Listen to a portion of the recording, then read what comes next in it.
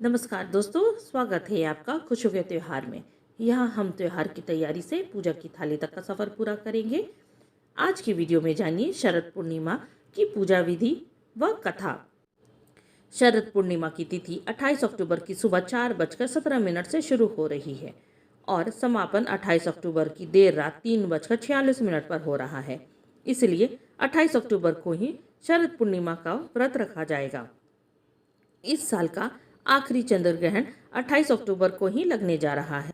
आइए जानें शरद पूर्णिमा की पूजा विधि व कथा। लक्ष्मी जी की कृपा और संतान सुख प्रदान करने वाली है शरद पूर्णिमा। शरद पूर्णिमा को बहुत फलदायी कहा गया है। इस दिन भगवान को खीर प्रसाद भेंट किया जाता है। कार्तिक माह की पूर्णिमा को बिना स्नान किए अन्न तक ग्रहण नहीं करना चाहिए। कार्तिक माह की षष्ठी को कार्तिकेय व्रत का अनुष्ठान किया जाता है। भगवान कार्तिकेय इसके देवता हैं। अपनी क्षमता अनुसार दान आदि भी करना चाहिए। दान किसी जरूरतमंद को करें। कार्तिक माह में पुष्कर, कुरुक्षेत्र तथा वाराणसी तीर्थ स्थान स्नान तथा दान के लिए अति महत्वपूर्ण माने गए हैं। भगवान श्री कृष्ण ने अर्जुन से कहा था, हे पार्थ, व्रत तप करने वालों से भी मुझे वे भक्त ज़्यादा प्रिय हैं जो मेरा नित्य भजन करते हैं और दूसरों को भक्ति व धर्म के मार्ग पर ले जाने में सहयोगी बनते हैं। आप भी अन्य लोगों को इस धर्म मार्ग पर जोड़कर श्री कृष्ण की कृपा पात्र बने। अश्विन मास की पूर्णिमा को शरद पूर्णिमा या कोजागरी पूर्णिमा के नाम से जाना जाता है। नारद पुराण के अनुसार शरद पूर्णिमा की रात माँ लक्ष्मी अपने हाथों में वर और अभय लिए भ्रमण करती हैं। इस दिन वह रात्रि जागरण करते भक्तों को धन वैभव प्रदान करती हैं। शरद पूर्णिमा को माता लक्ष्मी की पूजा करनी चाहिए। इस दिन सुबह जल्दी नहाकर नए वस्त्र धारण किए जाते हैं। पूरे दिन का उपवास किया जाता है। संध्या के समय चंद्रोदय के बाद लक्ष्मी पूजा की जाती है। चंद्रमा के उदय होने के बाद चांदी, सोने या मिट्टी के दीपक जलाने चाहिए। फिर घी और शक्कर से बनी खीर को चंद्रमा की चांदनी में रखनी चाहिए। फिर चंद्रमा के दर्शन कर उनकी पूजा करें और पूर्णिमा की कथा सुनने के बाद उपवास खोलते हैं। जब रात्रि का एक पहर बीत जाए तो भोग लक्ष्मी जी को अर्पित करना चाहिए। रात्रि जागरण किया जाता है। भजन एवं गीत गाए जाते हैं। रात्रि 12 बजे के बाद खीर का प्रसाद वितरण किया जाता है। ये जाने इस बार ग्रहण में शरद पूर्णिमा पर खीर का भोग कैसे लगाएं। चंद्र ग्रहण मेष राशि में लगने जा रहा है। इस दिन शरद पूर्णिमा भी है और शरद पूर्णिमा के दिन खीर बनाने का विशेष महत्व है। इस दिन खीर बनाने से पहले आप जो दूध लेकर आएं उसे सूतक शुरू होने से पहले तुलसी के पत्ते का कुश डाल दें। सूतक काल के दौरान फिर आप खीर बना सकते हैं। साथ ही आप खीर का भोग भी लगा सकेंगे। चंद्र ग्रहण शुरू होने से पहले इस खीर को आप चंद्रमा की चांदनी में रखें, लेकिन ध्यान रखें कि ग्रहण शुरू होने से पहले खीर को वहां से हटा लें। यदि संभव हो तो आप चंद्रमा के मोक्ष के बाद खीर को रख दें और सूर्योदय होने से पहले इसे हटा लें।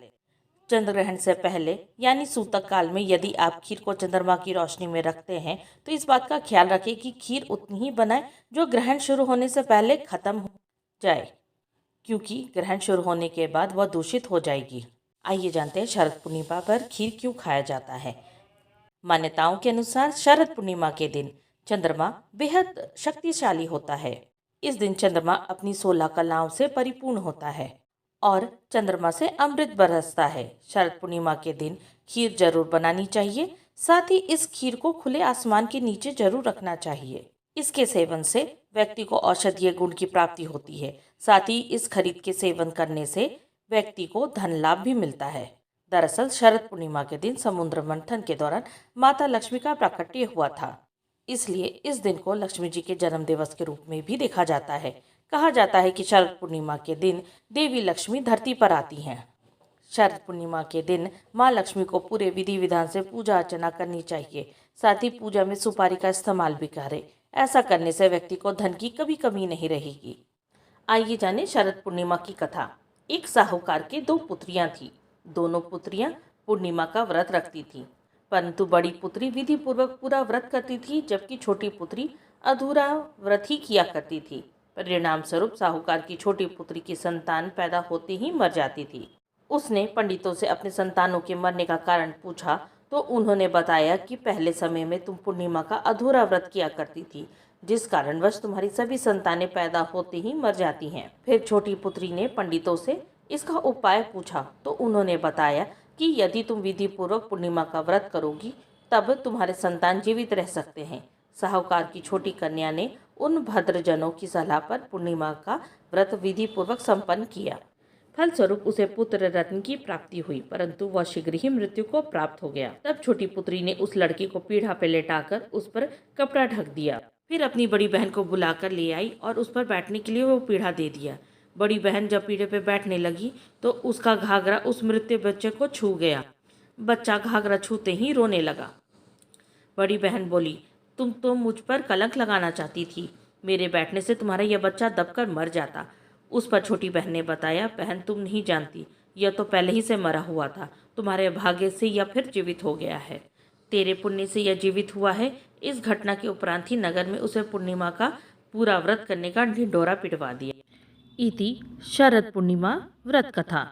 अगर आपको ये वीडियो पसंद आई तो हमें लाइक करें, कमेंट करें, साथ में सब्सक्राइब करें और बेल नोटिफाई करना ना भूलें। इससे हमारे आने वाले वीडियो की नोटिफिकेशन आप तक सबसे पहले पहुंचेगी। यहाँ तक बने रहने के लिए आप सबका धन्यवाद। जय माता दी।